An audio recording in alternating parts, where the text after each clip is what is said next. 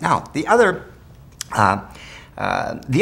little pet peeve of mine is when I see makeup artists taking a powder puff like this and pressing it against, and they put their fingers in here like this, and they press it against the person's face while they're working. Well, okay.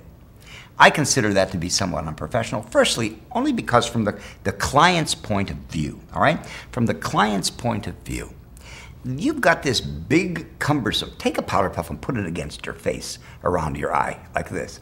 You've got this big, cumbersome object sitting on your face, right? And then you've got the hand pressing on it. And the whole object here is they think that they're really, not touching or affecting the makeup by doing that. But normally, when they do that with the powder puff, it's a powder puff that's been used. It has powder on it. And they sometimes will even powder that area beforehand, before they place the powder puff there to work and put their finger on it. Well, it's very cumbersome. It's very uncomfortable for the performer. Now, if you've gotten used to doing this, try to wean your way away from putting this big powder puff on someone's face, because there is the professional way of actually approaching someone's face without having to use all of these little props, right? And what way is that? Well, you can put a little powder on your, you always, it's after you've powdered, you've already powdered the makeup, right?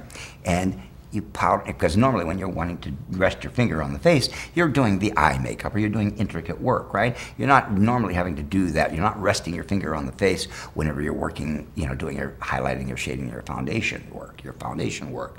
You normally will do that when you're doing brows or you're doing lining work, to steady yourself. So when you get to that point, your makeup is already powdered, so all you have to do really is put a little powder on your little finger, and then you can touch, the surface of the face, and you can lean ever so slightly and work this way. Another way is you take and you put your hand, all right? You put your hand on their shoulder. Let's say the person is sitting right in front of me here, looking at me this way, right? You put your hand on their shoulder, and you lean your arm against your hand, like this, on their shoulder, and you can steady your hand like this as you're working. All right, so these are accepted professional ways of steadying your hand and of working with eyeshadow so that it doesn't fall down, okay, under the eyes. So there you have my little pet peeves, all right? Now, for whatever it's worth, all right?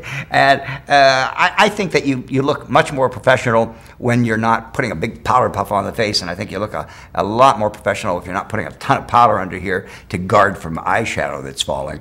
And I also know firsthand that the actress will really prefer that you not put all that powder under their eyes, because number one, they look, like they're wearing war paint in the mirror, and it's a little embarrassing to them. And secondly, it does build up under the eyes. So there are two professional recommendations that you may wish to consider. Okay, this is Joe Blasco for MUA TV's Makeup Moment.